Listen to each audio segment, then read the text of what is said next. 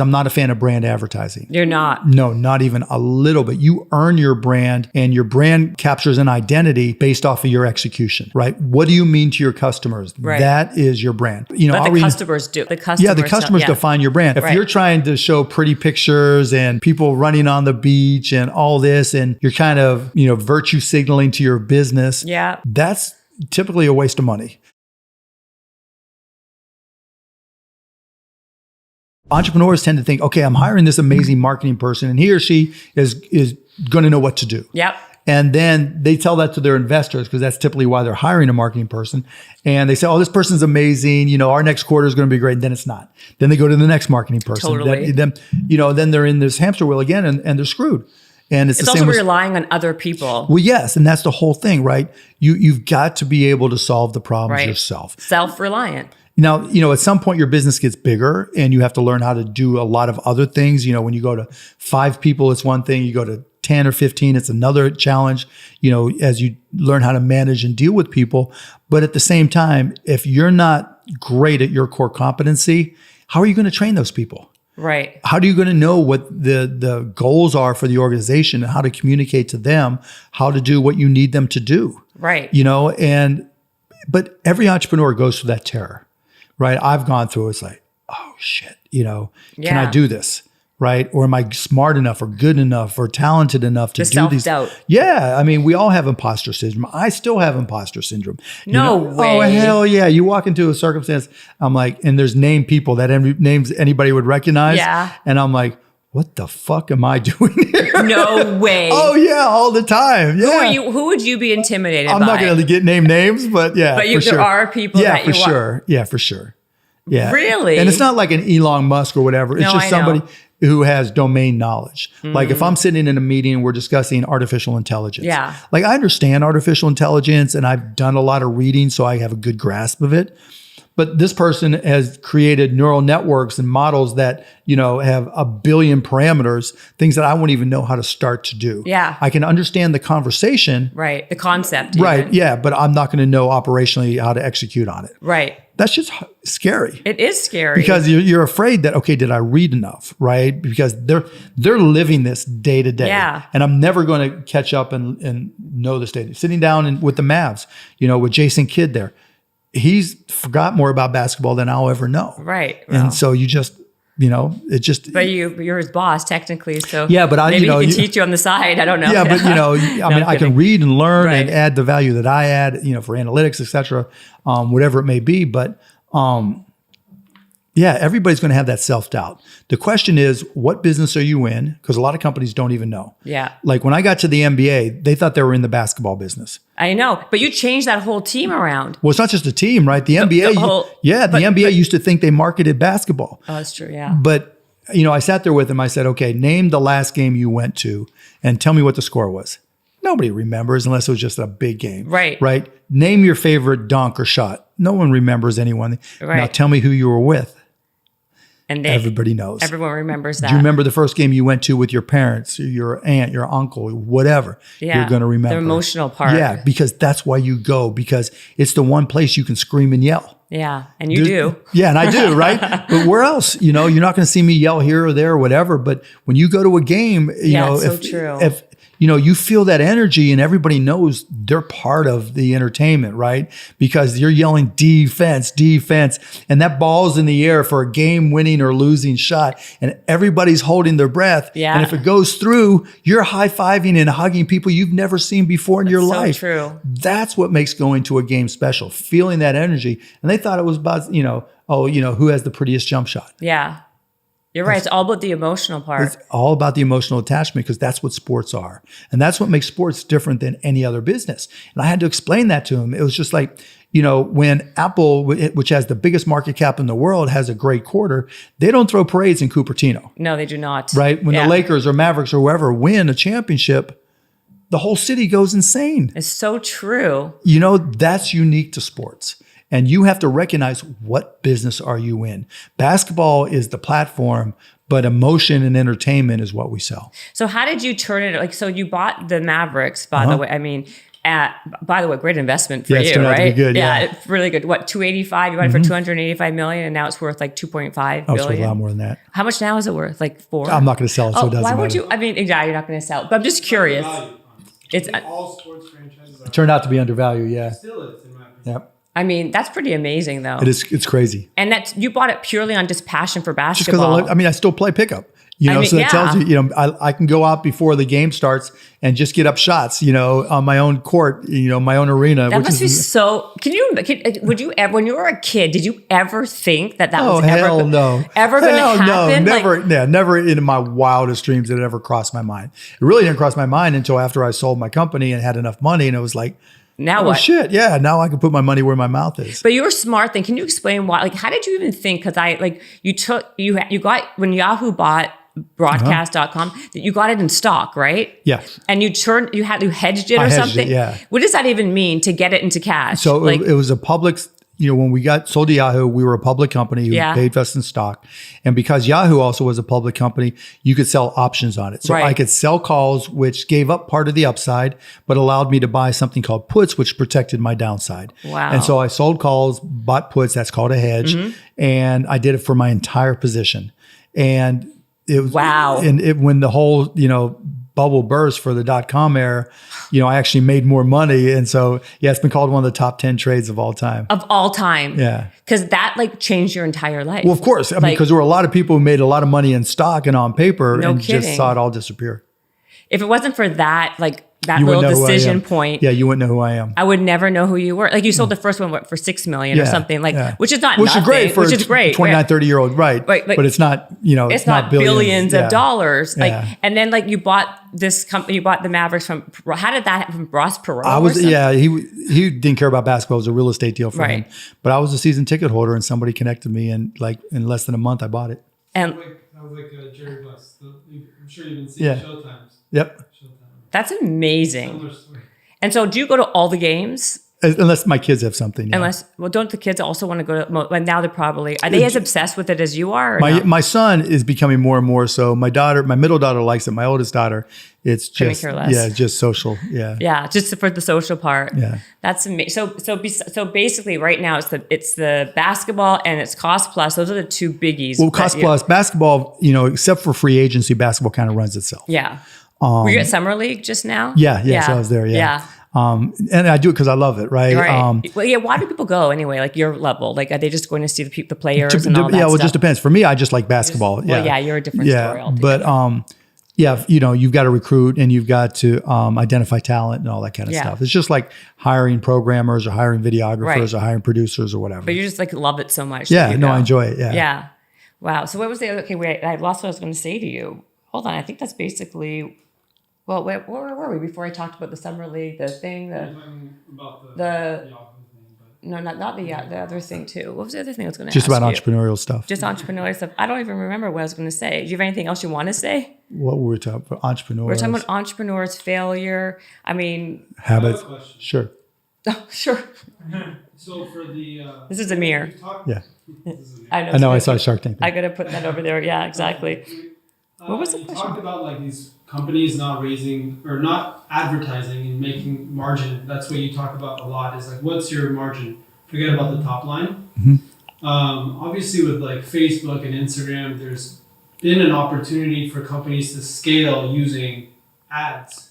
Well, it depends on how much money you have. So the question about, you know, spending money for advertising, whether it's search or other things, it depends what type of company you are.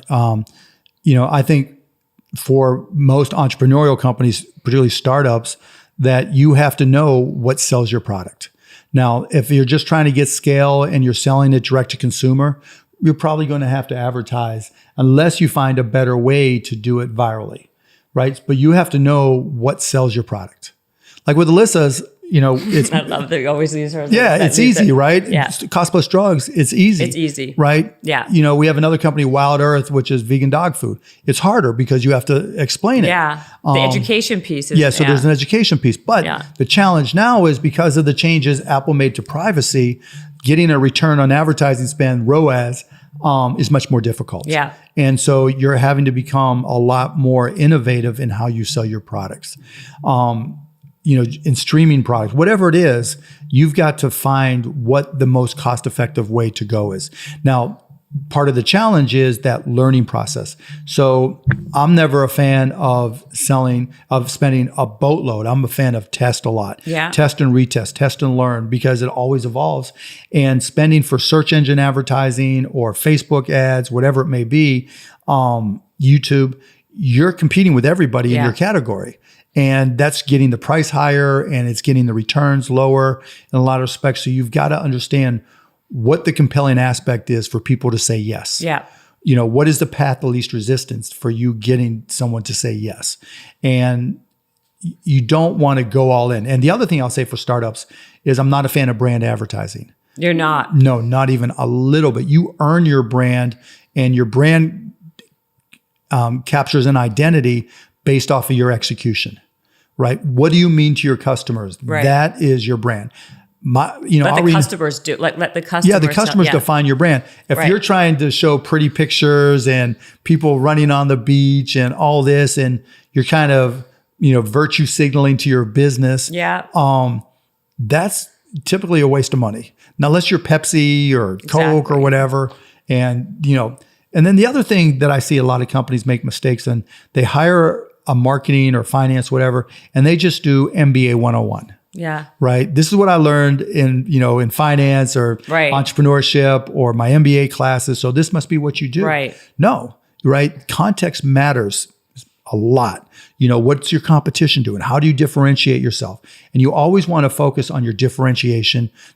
Business is about selling two things: how you're different and why you're the path of least resistance. So that people have a reason to buy. And maybe you can encapsulate that as, how do you reduce your customer stress? How about community now? I feel like everybody's doing two different things. One is they're trying to build a community, right? The other is attaching to a cause. Yeah, right. No, having a mission is all good. Having a mission, right? And community typically with NFTs, you see that, right? That's what I was like avoiding. Yeah, that's right. Yeah. But with community, again, it's got to be organic, and it's great to set up a Discord server or set up a Facebook group and have somebody that works for you, or I try to do it myself a lot of cases. Yeah. Be responsive to everybody, because you get to learn about your customers. Right. So community is great, right? Right. And it should be part of every business. That, to me, that's part of the blocking and tackling. Right. It's like answering your emails or having an info email address. Right. So that's actually that's interesting, because I found like that's the hardest part for companies to do, is build that community, right? Yeah, it takes time, but it takes happy customers, because it can work against you too. Yeah, because if your customers are not happy, you're toast. Yeah, because that community is just going to turn on you so fast. 100%, especially now. So this is the area. I'm not great at this area, so I'll like fake it a little bit here. But like the whole cryptocurrency, Bitcoin, blockchain, blah blah, NFTs. So the whole. By the way, I had a lot of money in Voyager also, by the way. Yeah, I did too. Yeah. A lot. Yeah. So is it gone now? No, I don't think it's gone. No. It's not? You might not get all of it back. So if you had US dollars, USD, you'll get it all back. I will? Yes. So not USDC, but USD. There's two different things. USD was stored in a bank account. USDC is still considered crypto. Oh, really? Yeah. Okay. Because that's like, I was mortified. Do you know which one you have? I don't know. I got to check now, because I just found out obviously a couple days ago about this. I was like mortified. Yeah, it's brutal. Yeah, it's hard. The whole thing, because also it was such hype. It was so hyped. They made a mistake. I mean, it's like, look, I've been investing a long time, and I've seen companies make mistakes for things that were supposed to be riskless. Yeah, yeah, that's exactly right. Yeah. And I mean, nothing's ever riskless, right? But close enough. Yeah, I mean, I remember I had a bank call me. I had a lot of money in the bank, and fortunately, they called me and said, "This bank's about to go under." And so you better pull your money out now. And so, I was fortunate, but unfortunately, Voyager did a deal with this company called 3AC, Three Arrows Capital, and that it looked good on paper, but the company basically lied about their finances. And wow. Yeah, because Voyager is a public company in Toronto. Yeah. I actually even own stock. I bought stock, So did I buy. I'm Canadian too. So from Toronto. Yeah. So I bought stock in the company on the Toronto Exchange, thinking, okay, but when 3AC went bankrupt, it was just had that contagion. But, in reading all the filings, basically what Voyager is saying is, we have the USD is cash in the bank at their bank, right? Right. And so if you have that, you'll get 100% back. The USDC in crypto, it really depends on how much they're able to collect from. It's that one. What's that? I have the other one, not the one I'm going to get back. Basically, yeah, the USDC. Yeah, and I had a lot of USDC there too. Yeah. Because it was making 8.5%. It was making exactly. Yeah, and this is why I was making 8.5%. Yeah, exactly. And so hopefully, if what they say in their filing is accurate, and I have no reason to believe it's not, and the judge that's dealing with the bankruptcy agrees, then they'll be able to put consumer accounts first to get probably 60-70% of the crypto back. Oh, really? Yeah. And then what they've said in their filings in public that they're going to try to do is for the other 30 or 40%, because they're bankrupt, the old stock that I own is worthless, right? Right. They'll try to, in the new company, they'll recreate it and give stock and tokens to those people to hopefully, if it turns out to be worth anything, make up the delta. Wow. So what do you think? Okay, so I mean, obviously you're like very involved. Like you invest in a lot of this stuff. Mm-hmm. People like me and probably a lot of more, I would say a majority of the population don't really understand this whole idea. But then what happens is we get like not pressure, kind of pressured. No, it's pressured. Yeah, it's like anything else. Everybody's making money. Exactly. Yeah. Everyone's like telling me this like crazy monopoly money. So then I feel like I'm missing out. Yeah. And then I put a bunch of money in. You got to fight that feeling. Tell me about it. Now you know. Yeah. Oh. And so the question is like, is there a way to educate people properly? Because you just got to do the work. And I mean, I knew you were going to say that, but there's just no shortcuts. I wish there were. This is one area that you're. So one difference between stocks are the same way. Yeah. Right. So if you look at your stock portfolio, if you have any tech stocks at all, it's gotten crushed. Yeah, everything's getting crushed. Yeah, and it's gotten crushed as much as Bitcoin or Ethereum, right? So you always have to ask yourself, is the company a good company? Or is the value, because part of the problem with the tech stocks is their valuations went too high because interest rates were so low. Mm-hmm. And so people had nowhere else to put their money. So they put it into crypto and they put it into high flyer and tech stocks and other things, right? Right. And when interest rates have been going up over the last few months, it's like, okay, well, I can earn 2 or 3 or 4%. Why am I going to take the risk on crypto or on these stocks? Right. So I'll just yank it out. And, Amazon has fallen, 50, 60, 70%, Netflix, 70 or 80%. Yeah, everything has gotten destroyed. Even Apple has gone down 30-some%. And so, there's no way you can predict all of that. It's just doesn't matter who you are. Right. Stocks don't always just go up, even though it feels like it. And it's the same with crypto. But for me, with crypto, there's 2 types of crypto tokens. One is store of value, which is really only Bitcoin. Mm-hmm. And that's kind of like gold. Mm-hmm. There's all kinds of narratives that say, well, if you hold gold when there's heavy inflation, the price of gold will go up. Right. Price of gold's gone down, right, during all this inflation. And so that's bullshit, but it's a narrative that gets people to buy. Right. And it's the same with Bitcoin. There's only 21 million going to be made. So if there's inflation, you don't have to worry about that. Hasn't worked either. Right. But the reality is those store values are just about supply and demand. If there's more people buying than selling, the price goes up. Right, exactly. If there's more people selling than buying, the price goes down. Now, good news with both gold and Bitcoin is most people just hold them and wait it out. That's one kind of crypto. Okay. And the other kind are just tokens. And, like Ethereum and... You have you guys use Dogecoin? Dogecoin, yeah. Dogecoin is just fun. Dogecoin is like the on-ramp for crypto. Oh, okay. Yeah. Okay. You can use it to buy stuff and everything. Like you can go buy the Mav store and buy tickets and buy whatever. But, it's like what I've said is just, it's a better lottery ticket. Than a lottery ticket, because once you scratch it, if you don't win on your lottery ticket, it's over. At least with Dogecoin, it's got a chance still to go. That has a chance. So how about NFTs? What's with this NFT? Chris, it's the same thing. You told me about Chris. What's his face? Chris Brown. Chris Brown. Do you see this? He has like 120 million followers on social media. He made an Chris NFT. Brown, the singer. Yeah. Okay. And he sold what they made? How many of these? They minted 300 out of 10,000. Oh yeah. I mean, it's like art. Right. I understand what it is, but I feel like everybody and their dog now is like doing one and having one. Yeah, and but it's just like, anybody who collected baseball cards. So is it the same? Same thing. Yeah, only a digital version of a collectible. That's it. And so, if I buy And if you want to see my NFTs, go to lazy.com/mcuban. Okay. Yeah, That's another company I started, right? I saw I was going to ask you about this lazy one also. Yeah, so what is that? So it's just a way, you just go to lazy.com, set up an account, connect your wallets. And it's an easy way, to put in your Instagram profile or at the bottom of an email, check out my NFTs, lazy.com/mcuban. Okay. I'm going to check them out. So if you have NFTs in your wallet, it's a really easy thing to do. Yeah. But NFTs, they're like any other collectible art, right? What makes a Picasso worth all that money? True, but at least then I'll have a Picasso. Not like if I were to buy a print of the Picasso, it doesn't cost me anything. It costs me like $10, $20. Well, yeah, well, it's the same thing, right? Yeah. But there are certain prints of things that cost you a lot. True. Andy Warhol print. It's online. Like, who cares? Like, wouldn't I rather have it on my wall? Well, think about it this way. If you run out of space on your phone. Yes. And you have to delete pictures. Yes. How painful is that? I don't like it. It's painful. Yes. Right? Yes. Oh, there's my baby and there's this, right? There's value. Just because it's digital doesn't mean there's not value. True. And if it's art from somebody that you respect or like, and you can have it show up on your screensaver, on your laptop, on your PC, on your phone. So it's just a collectible. And the fact that it's digital doesn't make it any more or less valuable. It makes it easier to buy and sell, faster to buy and sell, but it comes down to supply and demand.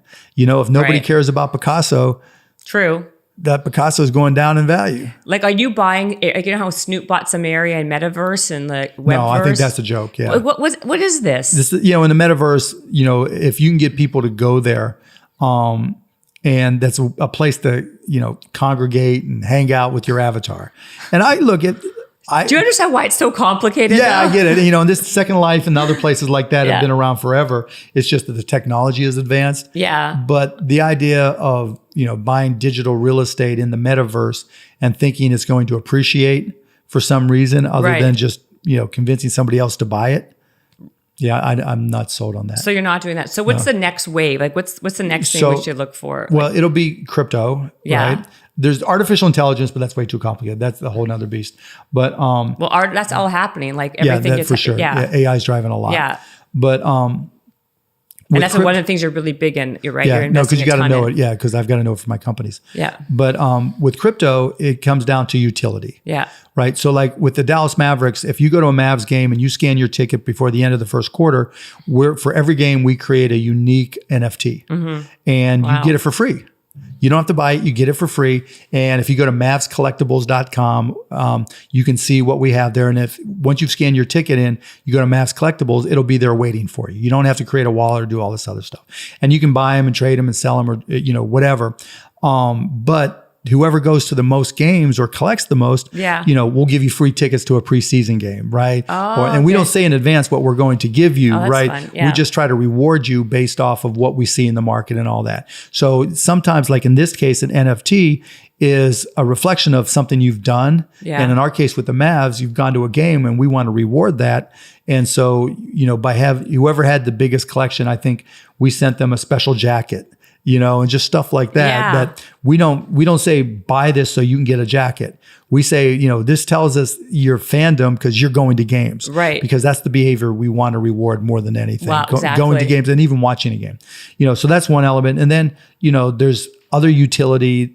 It really comes down to crypto will start taking off again when you can use it for some level of utility, right? When iPhones first came out, people didn't think Snapchat. Yeah, no way. Exactly. They didn't think Instagram. Nope. But when those came out, you start saying, oh, I can use my phone for a whole lot more than TikTok just taking. I can use it for a whole lot more than just taking pictures and making phone calls. Right. Or going on the internet. And so that's an example of utility where there was an application that was so compelling, people needed that platform to use it. It was just like streaming. When we started streaming in 1995, right. If you wanted to listen to the Chicago Cubs and you were in Dallas, the only way you can get those games was by getting a PC, downloading, having to mode it was a pain in the ass. Absolutely. Right. But people went through it because if you're a Cubs fan and you're at work, it was the only way. Right. And it'll be the same with crypto. So if there's an application that, the only way I can do this application,